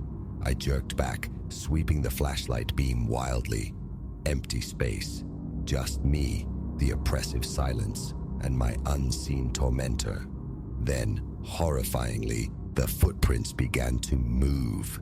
Not reappearing elsewhere, but actively seeping across the wood grain, coalescing into a single undulating line stretching toward the corner where the mirror stood sentinel. My breath came in ragged gasps, heart threatening to detonate, run or confront. Uncle Rowan, the promise, the photograph, a warning perhaps, or a challenge left unanswered. With a strangled cry, teeth gritted against rising panic, I lunged and threw the quilt over the mirror. The heavy fabric sagged, clinging. I pressed my palm flat against it, anchoring it. The cellar air plunged degrees colder, biting into my joints. A distinct vibration started beneath my hand, a frantic rattling as if something trapped behind the glass scrabbled for purchase. My vision swam with unshed tears. I pushed harder, incoherent prayers forming on my lips. Then, as suddenly as it began, the vibration ceased. Silence rushed back in. The profound chill lessened just slightly. Releasing my breath in a ragged sob, I stepped back, tears finally tracking paths through the grime on my cheeks. High above, the footprints remained, dark patches of moisture against the wood. Unmoving, subdued, for now. I fled the cellar, locking the door, my legs threatening to buckle. Sleep was fragmented, punctuated by the house's groans and sighs, each sound magnified into a threat. In the morning, a thin film of condensation seeped from beneath the cellar door, like cold breath escaping confinement. My reflection in the hallway mirror seemed hollowed out, and I recoiled, imagining my eyes held that same shadowed, lagging quality I'd glimpsed in the basement glass. My bags are packed. I'm leaving. The promise to Uncle Rowan lies broken, the sale abandoned. How could I inflict this place on anyone else? Passing the stairwell leading down, I hear it. A faint, rhythmic drip, drip, drip. I know, with chilling certainty, that opening that door would reveal new patterns, perhaps handprints now, tracing impossible routes across the subterranean surfaces. I know the mirror waits, shrouded but potent, its presence palpable even through wood and stone. Before stepping out into the uncertain daylight, I risk a final glance at the small, innocuous mirror hanging by the front door. For a terrifying instant, my reflection seems angled differently, head tilted slightly, as if listening intently to a sound beyond my hearing. My stomach clenches violently. Licking dry lips, I turn and flee. I don't look back. What I saw, what I felt, it isn't over. It's merely waiting. And the next time I catch my own gaze in a reflective surface, I might just see those damp, impossible tracks appearing behind me, feel that glacial touch graze my shoulder, and know that the hidden world within the glass is patient and hungry.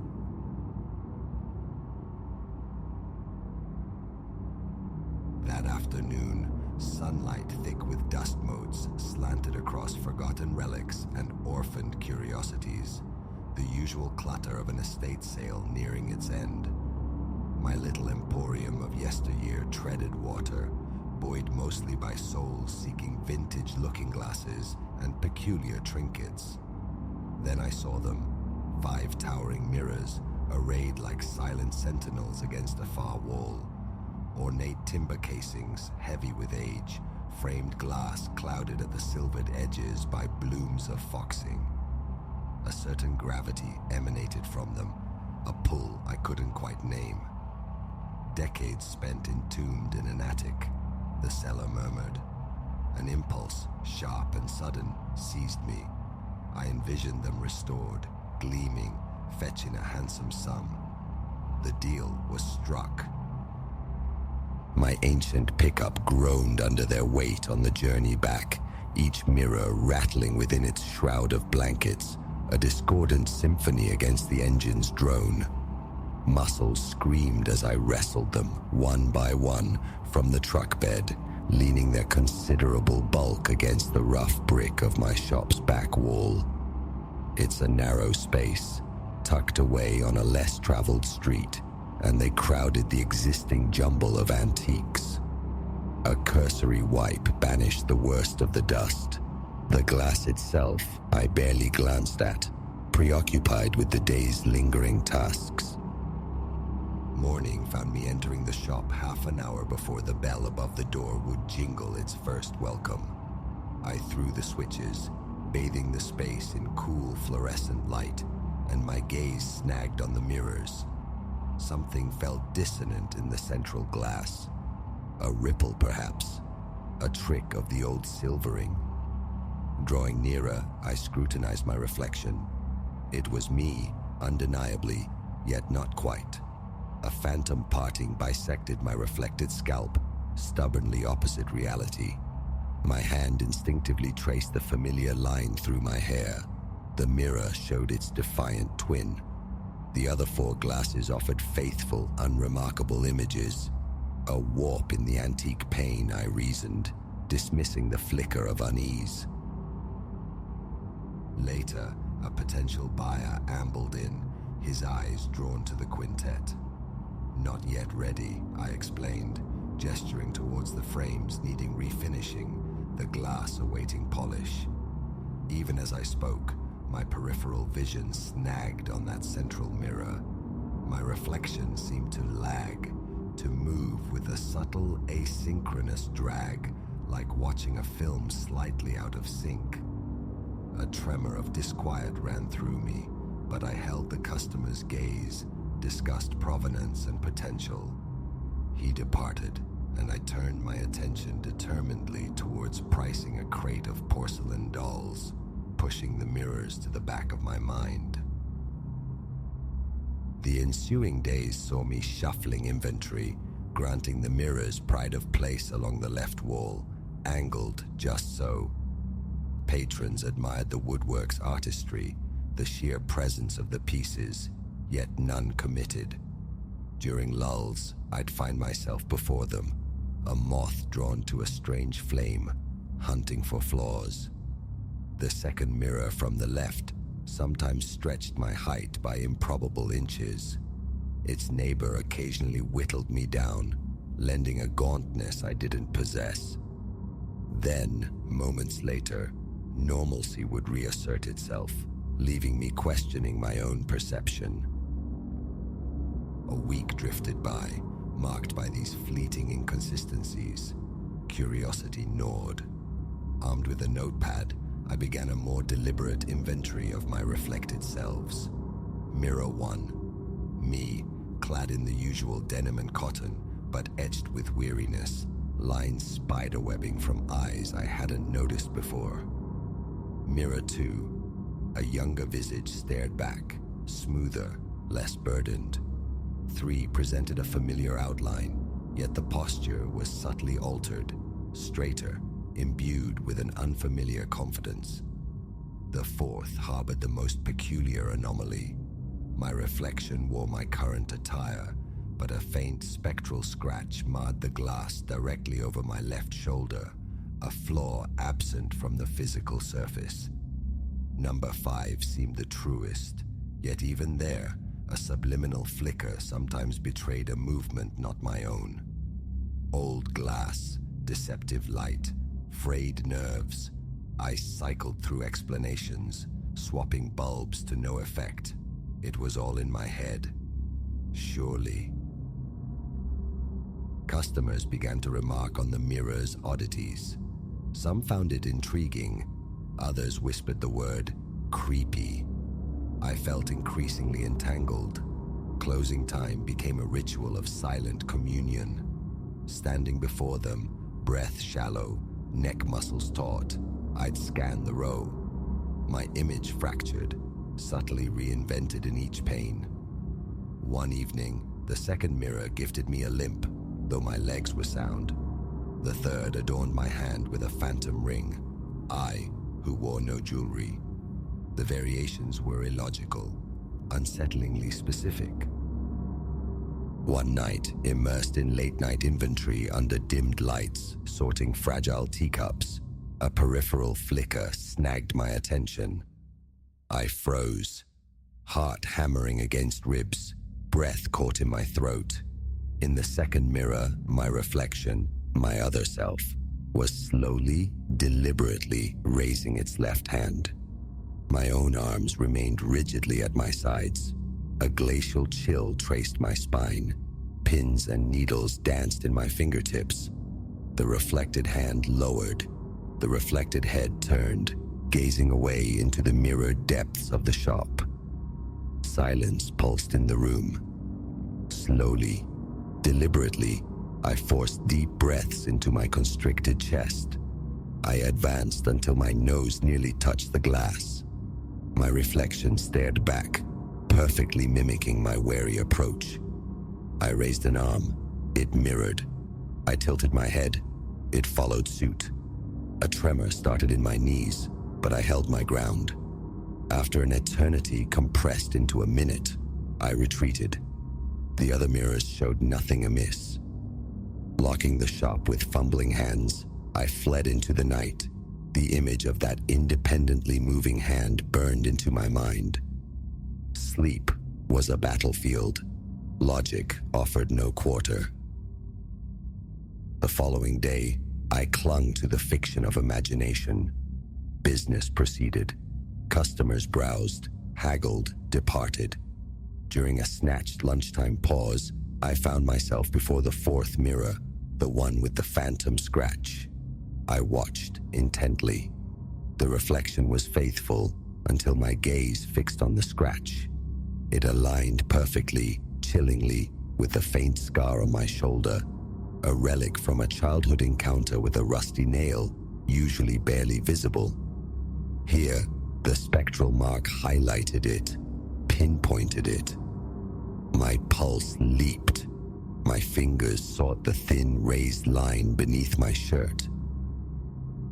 By the close of the second week, each mirror had unveiled its own private alteration. One reflection sported spectacles. Another bore a small, unfamiliar tattoo on its forearm. A third hinted at a beard I'd never grown. These apparitions flickered into existence unpredictably, confined to a single glass at any given time. A constant low-grade tension became my companion. I paced when the shop emptied, flexing fingers, rolling shoulders, trying to shed the accumulating stress. I began leaving lights burning after hours, dreading the morning re-entry into darkness.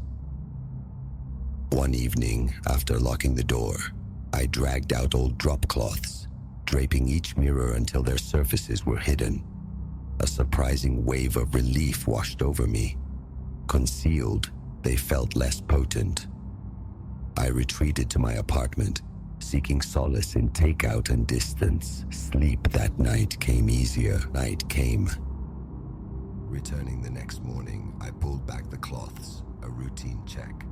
The mirrors stood impassive under the fluorescent glare. Then I saw them, faint greasy smears marring the glass, like the ghost of handprints pressed from within. My stomach clenched. How?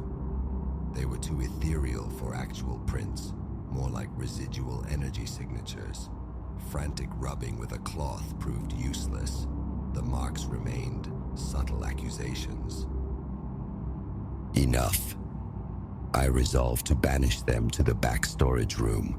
Grunting, straining against their surprising weight, I maneuvered them one by one through the narrow doorway, setting them against the cold concrete wall. The storage room's single overhead bulb flickered erratically, casting the scene in stark, pulsing light that made the mirrors seem even more ancient and foreboding. Heart racing, I arranged them side by side. For a moment, I caught the 5 reflections simultaneously, each subtly different, though I stood motionless. One showed a bruised cheek, another seemed flushed with health, a third looked utterly depleted. A lump formed in my throat. My legs felt unsteady.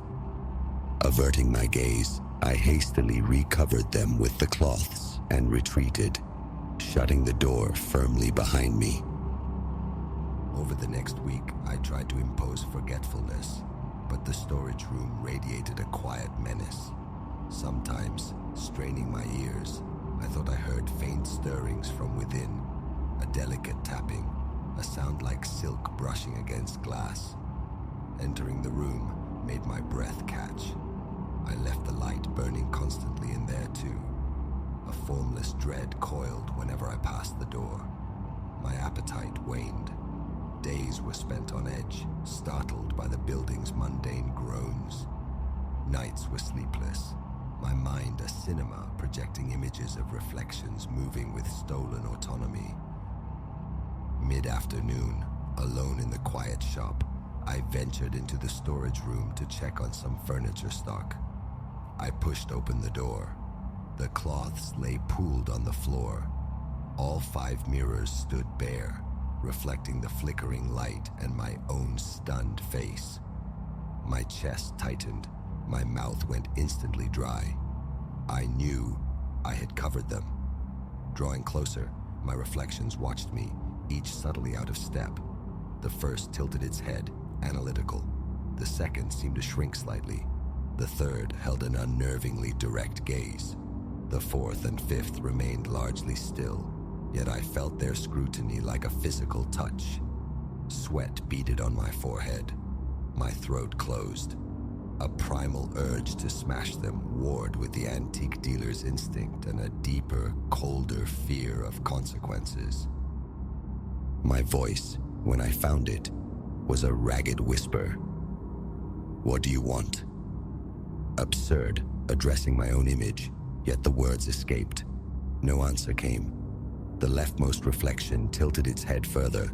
The central one began to lift an arm, a hesitant, aborted gesture, before letting it fall. My heart hammered, a frantic drum against my ribs. I stood paralyzed, breathing shallowly. Action was needed. Stumbling to the far corner, I seized a heavy canvas tarp. Avoiding the glass, I flung it over the first mirror, then the second, the third, fingers trembling, clumsy. My foot connected sharply with the base of the third mirror. It tilted precariously. I lunged, catching it, arms straining against the weight. Finally, all 5 were shrouded again. Panting, wiping sweat from my brow, I fled the room. That night, locking the shop felt insufficient. A sense of violation lingered, an intrusion not just into my space, but into my sanity. Dreams were a kaleidoscope of mismatched reflections. Me, older, younger, scarred, tattooed, each iteration regarding me with alien expressions. I woke repeatedly, heart pounding, skin clammy.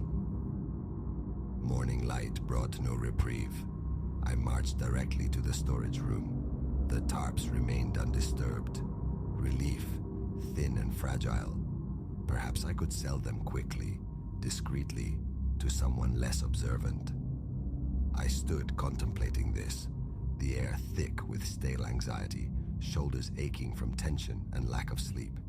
Then, a sound, soft, distinct, scraping, like fingernails drawn lightly across glass, originating from behind the tops. My gaze shot to the corners of the room, empty. My stomach twisted. I held my breath, listening. The scraping ceased. Silence pressed in. How long I stood there, suspended between disbelief and terror, I don't know. Eventually, I backed out, locking the flimsy door behind me. I flipped the sign on the shop's front door to closed. Behind the counter, I tried to regulate my breathing, the frantic thudding in my ears drowning out the street noise. My phone buzzed, ignored. The mirrors dominated my thoughts, squatting malevolently in the back room.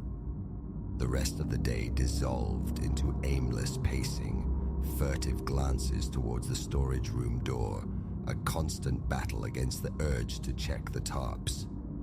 Every creak of the old building sent jolts through my system. My body hummed with tension, a dull ache settling in my lower back, knees stiffening with anxiety. Calling someone felt impossible.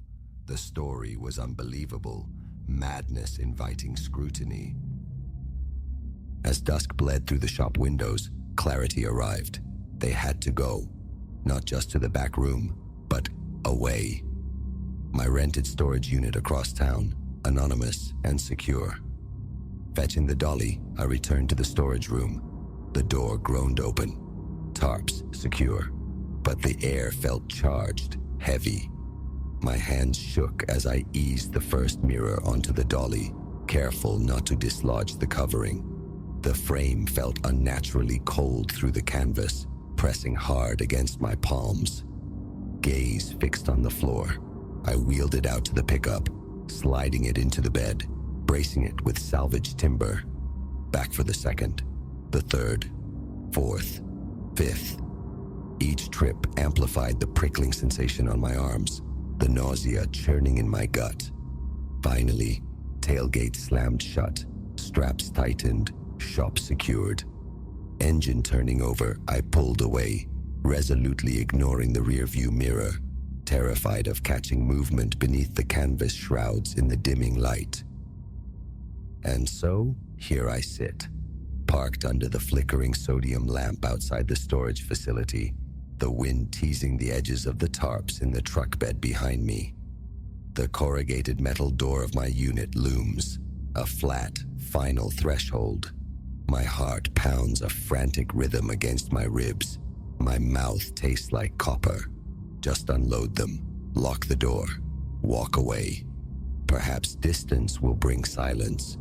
Perhaps, confined to that metal box, the reflections will finally fall still. I desperately need my life back, untangled from the chilling impossibility of reflections that move, of other selves lurking just behind the silvering, watching, waiting.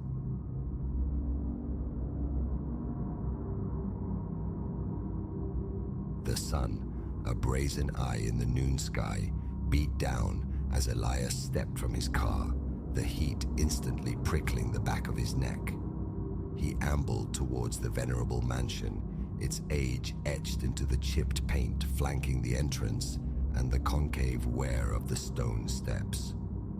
A Mr. Finch, the guide, greeted him with practiced politeness, his eagerness to showcase the main hall's art collection almost palpable. Yet, crossing the threshold was like stepping into another era. The air hung thick with the musty perfume of decaying upholstery and damp plaster, a miasma of time stagnant.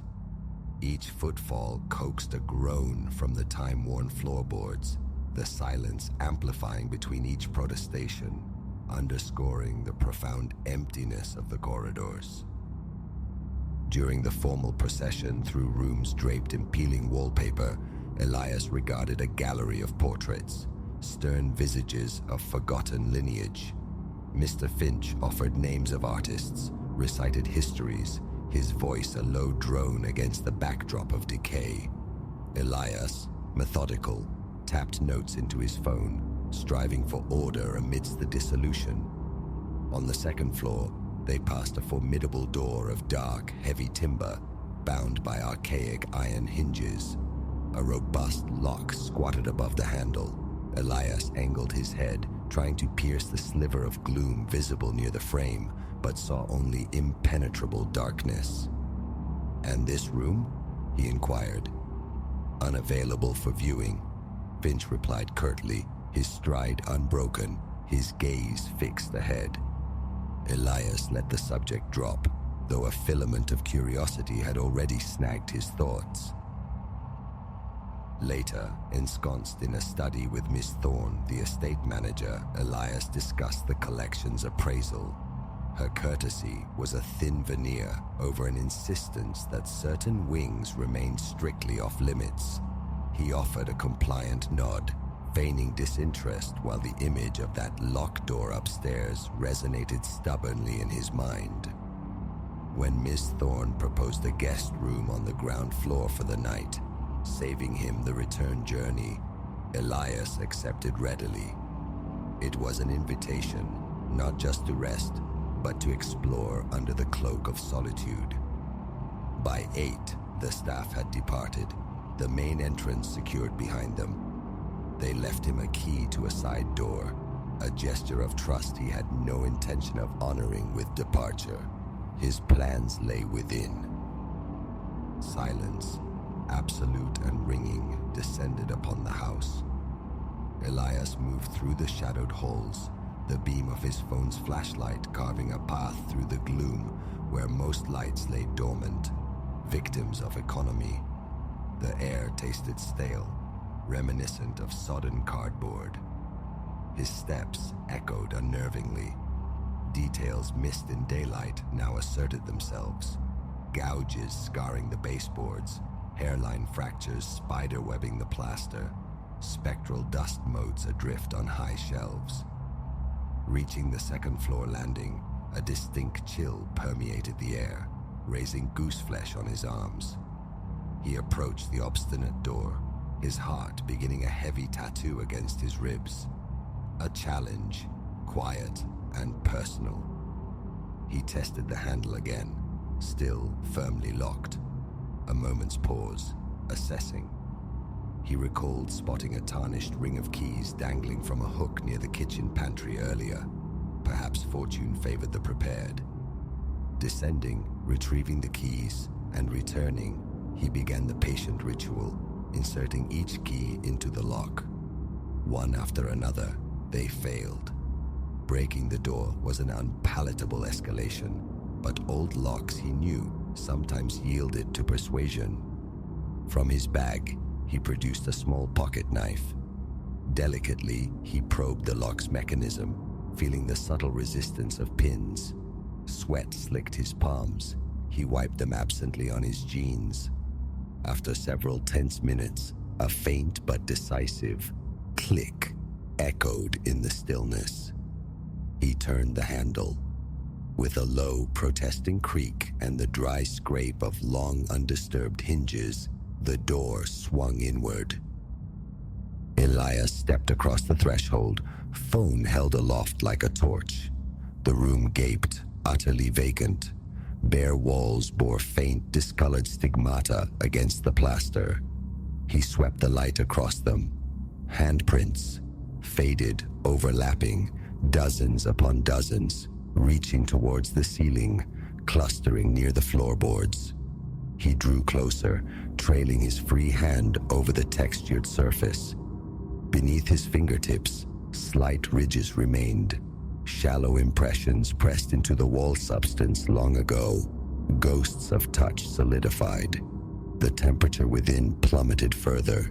His breath plumed, the air acquiring a strange, syrupy density. No furniture, no adornment, only dust thick upon the floorboards and those spectral marks. He stood transfixed, the silence profound, broken only by the sound of his own respiration. Then, a peculiar pressure bloomed in his chest, an internal weight pushing outwards against his sternum. He drew a deeper breath, attempting to dislodge the sensation, but it held fast. His flashlight beam quavered, betraying the tremor in his hands. He rubbed his chest, a futile gesture of self-soothing. Abruptly, a dull thumping commenced, rhythmic, insistent, perfectly synchronized with the frantic pulse hammering in his ears. Sweat beaded on his forehead. He cast the light frantically around the room, wall by wall, finding nothing amiss, yet the sound seemed to emanate from the very structure, the walls themselves pulsing in time with his own agitated heart. Moving towards the room's center, the thoracic pressure intensified, stealing his breath, tightening his throat. He swallowed against the constriction. The thumping swelled, louder now.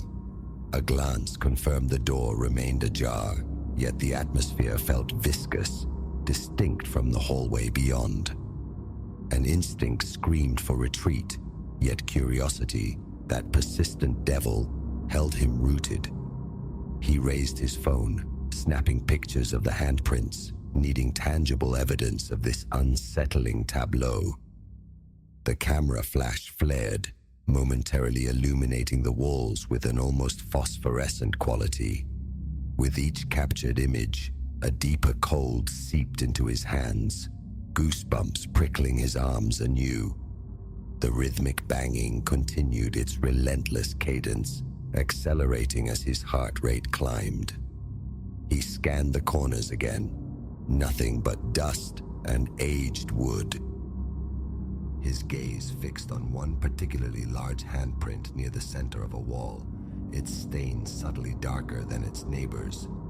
Compelled, he reached out, placing his own hand over the imprint, comparing the size. It dwarfed his own. The instant his skin met the frigid plaster, a jarring sensation, like static electricity, shot up his arm. His fingertips tingled fiercely. The crushing weight returned to his chest. He snatched his hand back, stumbling slightly.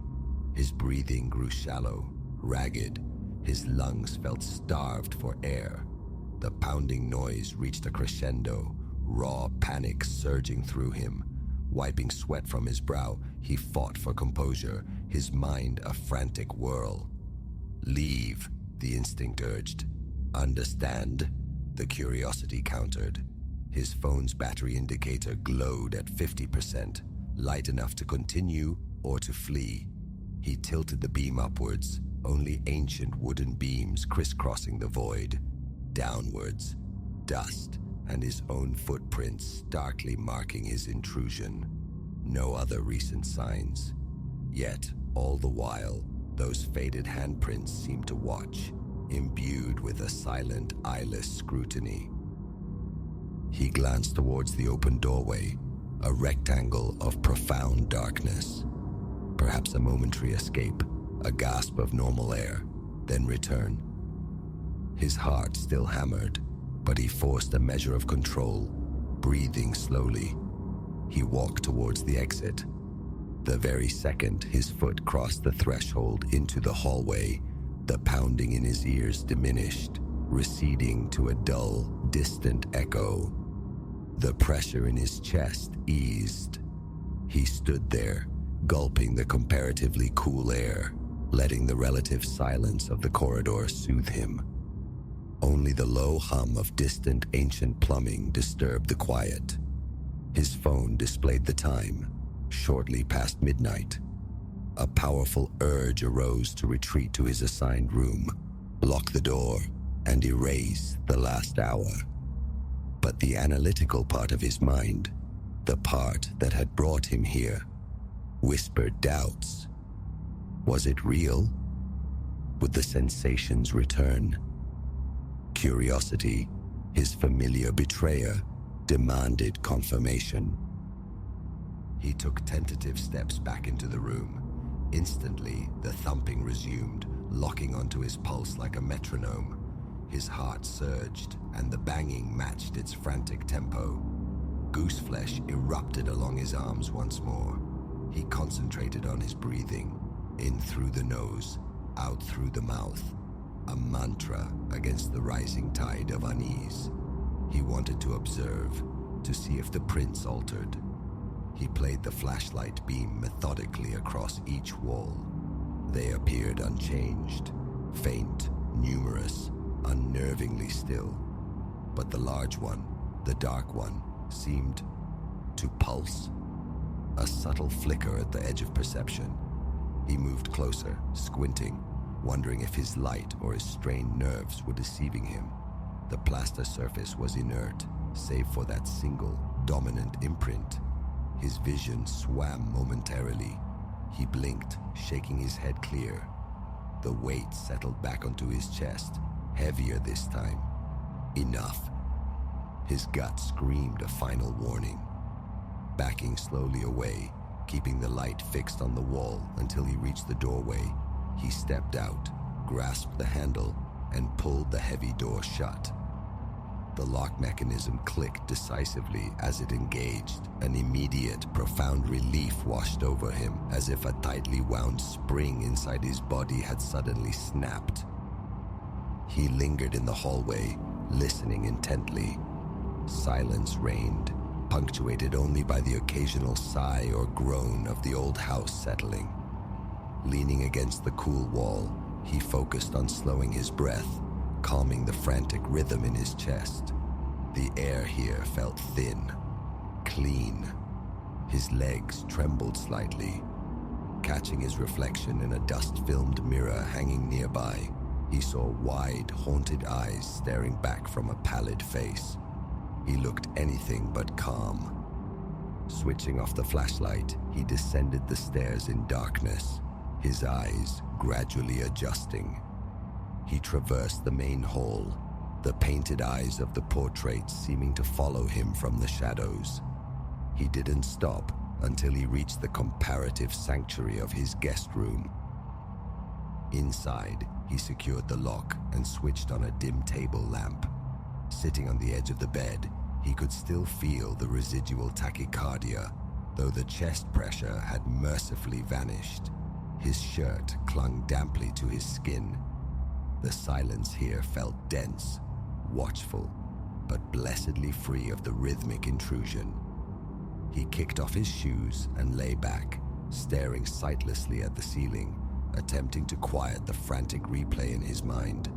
The handprints, the pressure, the sheer physical wrongness of it. Exhaustion warred with adrenaline. His phone lay beside him, battery now reading 40%. He scrolled through the photos he'd taken. Each frame depicted a stark, empty room, walls marred by dark, nebulous smears. The handprints were visible, faint yet undeniable. Zooming in on one, the edges looked blurred, as if impressed into yielding plaster eons ago. The photographs offered no hint of movement, nothing overtly supernatural. Yet the memory, the visceral tightness, the pounding that echoed his own lifeblood, remained vivid and terrifying. He powered down the phone and courted sleep. It was a fitful hour of tossing, turning, eyes snapping open at imagined sounds. Each time he drifted near unconsciousness, the image of those myriad hands reaching from the walls surfaced. The remembered pressure in his chest sent shivers down his spine. He forced himself to focus on the tangible, the feel of the mattress beneath him, the faint hum of the mansion's ancient heating system, the rhythm of his own, now calmer, breathing. Eventually, the tide of adrenaline ebbed and oblivion claimed him. He awoke to weak light filtering through the curtains, his back stiff, his body still coiled with residual tension. He sat up, the night's events rushing back with unpleasant clarity. His mouth was parched. In the small adjacent bathroom, he splashed cold water on his face and drank deeply from the tap. A persistent unease lingered, a knot in his stomach tightening at the thought of ascending those stairs again. Yet, he had to know if it had been some waking nightmare. Dressed, phone in hand, he eased open the guest room door. The corridor stretched silent and empty, the mansion seemingly holding its breath in the morning light. He climbed the staircase deliberately, each step measured. The second-floor hallway appeared mundane, merely old and deserted. He walked to the dark wooden door. The lock remained resolutely in place. He reached out, hesitant, and tried the handle. Locked. Solidly. A flicker of relief warred with a deeper disquiet, the phantom sensation of the lock yielding under his touch still fresh. He stood there for a long moment, his heart rate quickening instinctively, but the hallway offered no corroborating chill, no spectral sounds. It was just a corridor. Best not to tempt fate, he decided. Turning away, he descended the stairs, his mind already shifting to the necessary task of finalizing his report on the art collection. Get it done, then get out. As he worked, the memory of the room intruded, the impossible synchronicity of the banging in his pulse, the suffocating pressure. The urge to try the lock again was non-existent. A deeper instinct urged preservation. Around 9, Miss Thorne arrived.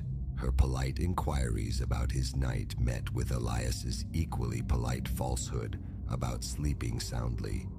Neither mentioned the locked room. He completed his appraisal with focused efficiency, packed his notes, offered his formal farewells, and walked out into the clear morning.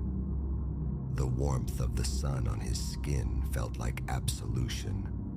Each step away from the mansion lessened the tension coiled within him. He hasn't returned. The photographs remain on his phone, digital ghosts he occasionally summons. They show nothing more than an empty room, stained walls, faded handprints. Yet, invariably, his heart rate climbs. The memory of pressure constricts his chest. His throat tightens, and he hears the echo of a thumping sound perfectly timed to his own pulse. That is remembrance enough. Whatever resides behind that door remains unknown, and Elias intends, with unwavering resolve, to keep it that way.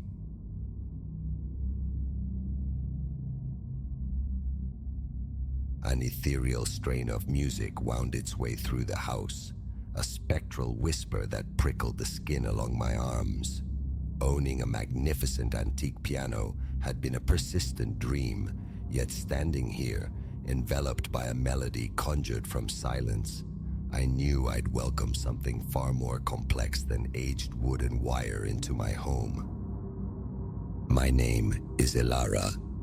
34 years old, I teach music amidst the neon glare of Las Vegas, a life steeped in the resonance of classical scores and the allure of instruments whispering tales of bygone eras.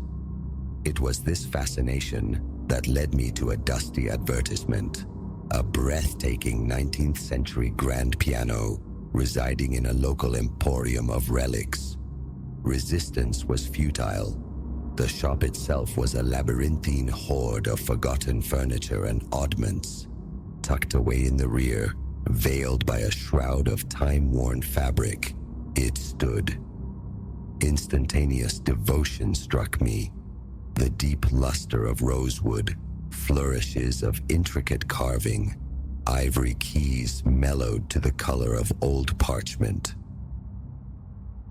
Silas, the proprietor, a man whose movements sketched anxiety in the air, seemed almost desperate to part with it. A remarkable instrument, he offered, his gaze skittering nervously across the shadowed corners. Though, well, it carries baggage. The previous custodian was quite the character. Blinded by enchantment, I barely registered the tremor in his voice.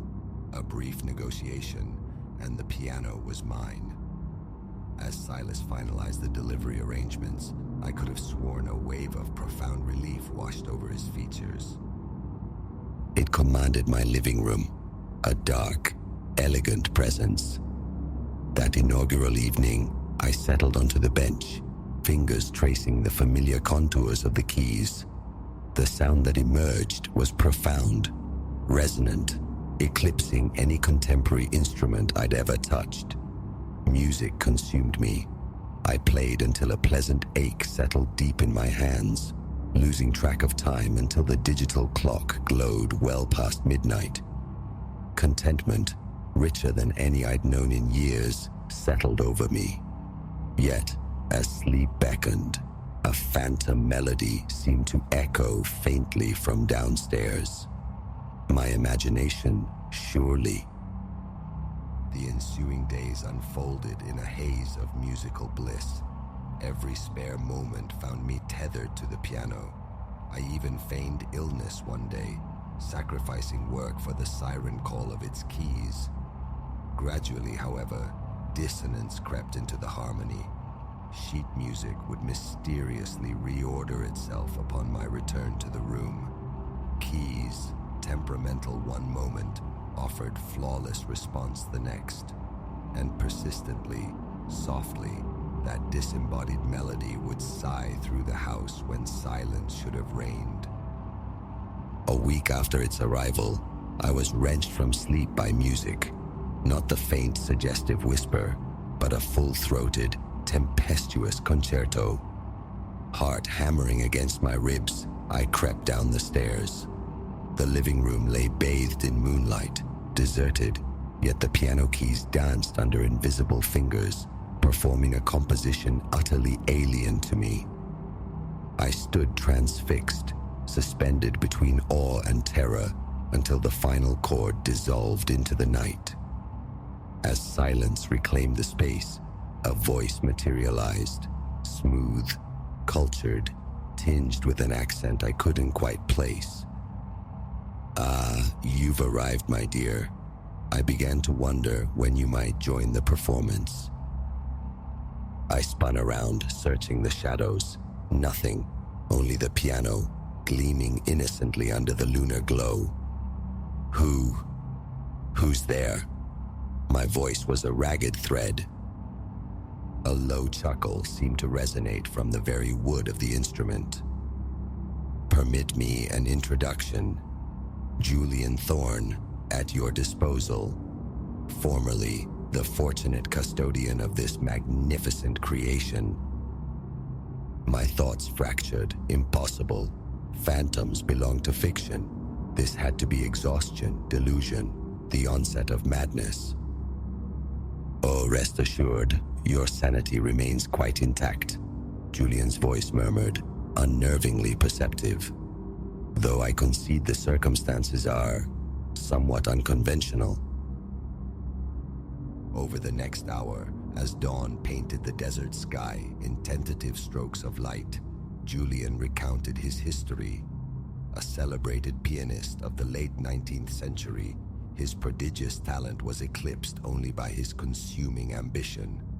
Desperate for renown, for a virtuosity that defied mortal limits, he had entered into a pact with an entity shrouded in shadow. In return for unparalleled musical prowess, his very soul became irrevocably bound to the piano. It was incandescent for a time. Julian's voice turned wistful, heavy with the weight of ages. But eternity proves a lengthy sentence when confined to timber and taut wire. I listened, captivated and profoundly unnerved. Logic warred with the undeniable presence I felt, a palpable weight, an energy coalescing around the piano. "So, what is to become of us now?" I asked when his narrative concluded. "Now, my dear Elara," the voice purred, "we shall create extraordinary music together." And create we did. In the weeks that followed, Julian became my unseen tutor, revealing nuances of musicality I'd never conceived. My technique sharpened dramatically. Compositions flowed from my fingertips, imbued with a sophistication that felt borrowed, unearned. Yet, this gift bore a heavy cost. Julian was an exacting master. He demanded hours of practice daily, his unseen presence radiating displeasure if I dared step away. My teaching suffered, friendships frayed, even basic needs were neglected. Shadows deepened beneath my eyes. My fingers grew raw from the relentless marathon sessions. When I managed brief escapes from his dominion, the house itself seemed to conspire against me. Objects shifted position inexplicably. Doors slammed shut with violent force. One morning, I awoke to find my bed linens torn to ribbons, as if savaged by unseen, furious hands. Help was imperative, yet the story felt ludicrous, unbelievable. Attempts to arrange the piano's removal were systematically thwarted, movers cancelled without reason, Transport vehicles inexplicably failed, or an unseen force seemed to route me to the spot on the appointed day. The breaking point arrived on a night lashed by thunderstorms. I'd been playing for an eternity, fingers stained crimson, Julian's spectral insistence pushing me beyond endurance. In a surge of desperate defiance, I slammed the heavy full-board shut. "Enough!" I screamed into the oppressive silence. The room held its breath. Then, with excruciating slowness, the lid began to levitate. Julian's voice, stripped of its earlier charm, dripped with glacial fury. "You unappreciative creature. Do you comprehend the legions who would sacrifice everything for the gift I have bestowed? Perhaps it is time I sought a pupil with greater gratitude." The piano erupted into autonomous sound, a jagged, discordant dirge that vibrated painfully in my bones. A preternatural chill bled into the air, my breath pluming visibly. Shadows writhed in the periphery, coalescing into grotesque, shifting forms. I fled, bursting from the house into the deluge. The demonic music pursued me, amplifying in volume even as I put distance between myself and the source of my terror. I ran until my lungs burned, until my legs refused another step. I found myself collapsed before the solid oak doors of an old parish church, a desperate plea for sanctuary clawing at my throat. I hammered on the wood. An elderly priest, Father Michael, opened the door, his gaze assessing my drenched, frantic state with gentle concern. "Please," I gasped, the words tumbling out. "Help me. There's something inside my piano." To my profound relief, dismissal did not cloud his features. He listened intently to my fragmented, terrified account, then nodded with solemn gravity. "I have encountered whispers of such phenomena," he stated calmly. "Shadow bargains, essences entwined with inanimate objects. Come inside. There is work ahead of us." What transpired next felt torn from the pages of some forgotten Gothic text. Father Michael gathered holy water, consecrated candles, and volumes bound in time-darkened leather. We returned to my violated home, where the piano continued its infernal symphony. The ritual, an exorcism for lack of a more mundane term, was harrowing.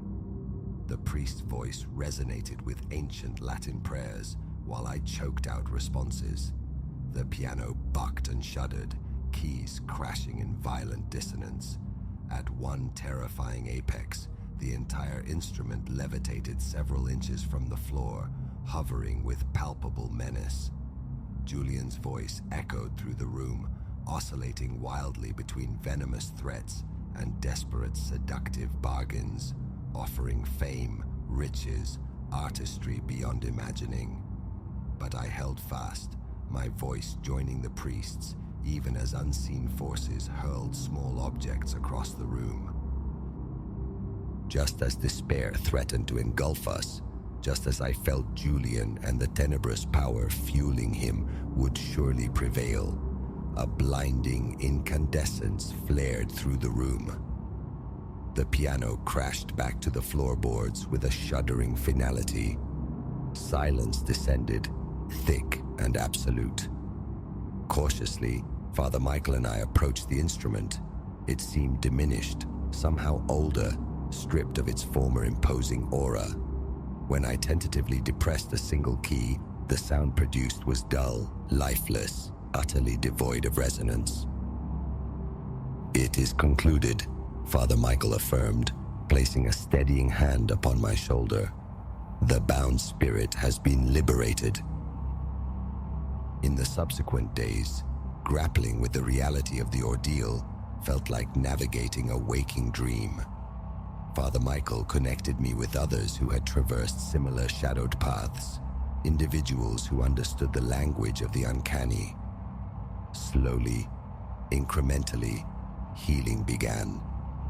The piano remains, a silent, hulking piece of furniture, an ordinary instrument divested of its spectral inhabitant.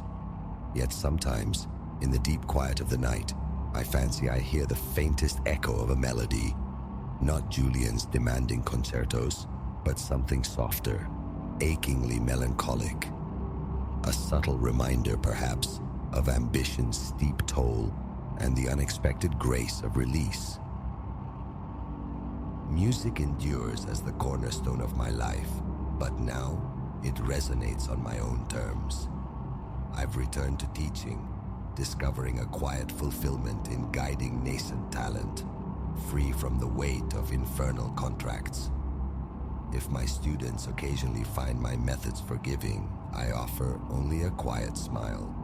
Measured against Julian's spectral tyranny, any mortal instruction seems gentle indeed. The experience irrevocably altered me, parting a veil to reveal dimensions unseen by most. Caution now tempers my affection for antiquities bearing shadowed histories. But alongside this wariness grows a profound appreciation for the unassuming loveliness of the mundane, the clean sound of a perfectly executed scale, the uncomplicated warmth of shared laughter, the tranquil rhythm of an ordinary existence. Julian Thorne chased greatness and grasped eternal confinement. I, having confronted the darkness, discovered something infinitely more precious, the resilience to emerge, scarred yet whole, into the quiet light.